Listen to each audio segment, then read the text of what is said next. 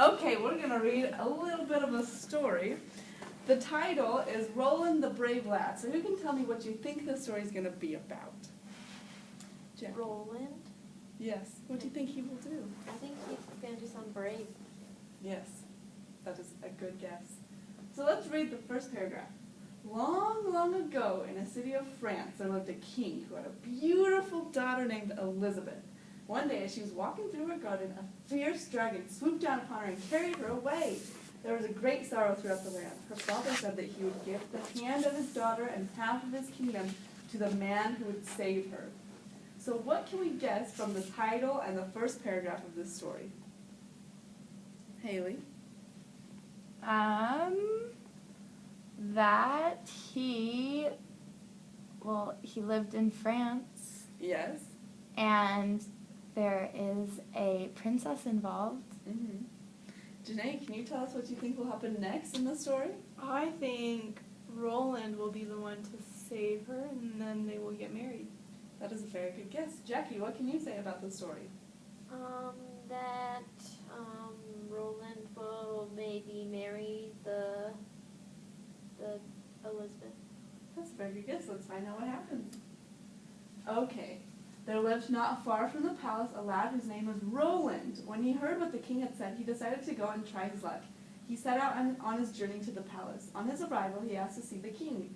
When he was admitted, he told him that he would save his daughter or get killed by the dragon. The king told him to stay overnight and rest. The next day, he set out on his journey. When Roland came in sight of the dragon's cave, he hid behind a rock. Suddenly, the dragon came with fire coming from his nose and mouth. What do you think is going to happen next? Haley, what do you think will happen next? I think that he might get hurt. Or that maybe the dragon might eat him. That's a very good guess. Who else has a guess about what might happen next?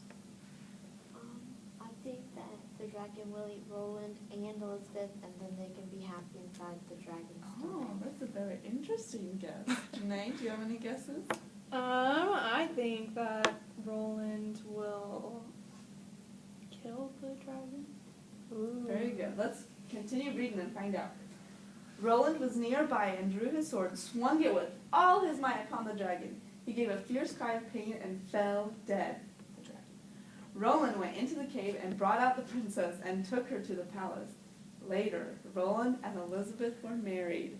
Janae, your guess was right. He killed the dragon and they got married. Woohoo! And now to Miss Jackie. All right, kids, I think you're getting the hang of this, so we're actually going to skip this slide. And this one. Okay, so we just started reading the BFG, right? Yeah. Do you guys remember that? We Yeah. started reading it the other Best day. book ever. Okay. So we're gonna read this little section, and then we're gonna answer some more questions about it.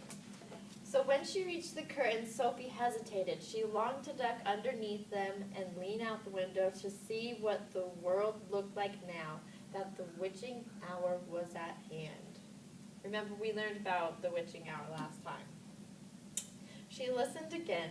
Everywhere it was deathly still. The longing to look out became so strong she couldn't resist it. Quickly she ducked under the curtains and leaned out of the window. In the silvery moonlight, the village street she knew so well looked completely different. The houses looked bent and crooked like houses in a fairy tale. Everything was pale and ghostly and milky white. Across the road, she could see Mrs. Rance's shop where you bought buttons and wool and bits of elastic. It didn't look real. There was something dim and misty about that too. Okay, who wants to read this last sentence? Thank you, Timothy. Sophie allowed her eyes to travel further and further down the street. There's one more. Suddenly she froze. There was something coming up the street on the opposite side. Ooh, what do you guys think it is? A monster. You think it's a monster? Yeah. Janae, do you have any thoughts? I think it's something scary. Me too. You think so? Yeah. You don't think it's anything good? You don't think like it's Santa Claus or Grandpa? It's never anything good. No. not in the eerie moonlight. Okay, what clues do you have? At Do the you need me to witching go back? hour, because it's the witching hour. Oh, wrong way. Yeah, it's the witching hour. That kind of means that it's something kind of spooky. And Any everything other looks clues? creepy and ghostly. We'll use the word deathly. Deathly, very good. Good observation. Anything else? All right, good job, class. You are doing great. So why do you think Mrs. Rance's shop didn't look real? Do we need to go back? The shadows. Very good, the shadows. It was dim and misty. Yeah, like a lot of things you just said, it was kind of creepy outside. How do you think Sophie felt? Scared. Probably scared. Creeped out. Freaked out? Nervous. Nervous? Interested. I think she was interested because it says that she longed to look out. Oh. Hmm. So she was probably scared and nervous, but very interested. All right, excellent job, class. So from all the things we just did, Miss Haley is going to come talk about it. And she's going to decide whether we stay on this presentation and go back to Active Inspire. Okay. All right, so who can read this word for me up here? Kenzie, can you? Inferences. Okay, so does anyone know what an inference is? No? Okay, so an inference is what we just were doing. So can I have someone read this for me, please? Yep, Jenny. To infer something is to figure it out from clues given. Writers and artists include clues in their work to help the reader with the meaning of the novel, the story, or the picture. Okay. All right, so to infer something is to figure it out from clues given. So did we just look at pictures and did we make guesses on what we thought was going to happen, right? So were we using clues that were given to try to figure out what was going to happen? We were Yes. guessing. Yes. We did, right. So we were just making inferences. All right. Okay. Can somebody read this? Let's have you do it, Jackie. All right, you put the facts and details together, then you think about them, and then you develop a new idea, judgment, or conclusion. Okay, perfect. So what we just went over are the steps of how to infer something. So step 1, we're going to put the facts and details together. So we're going to look at a picture or we're going to read a story and we're going to just think about it, okay? So that's what we did, right? And then after we think about them, what are we going to do? Develop an idea. Good, so you're going to develop a new idea.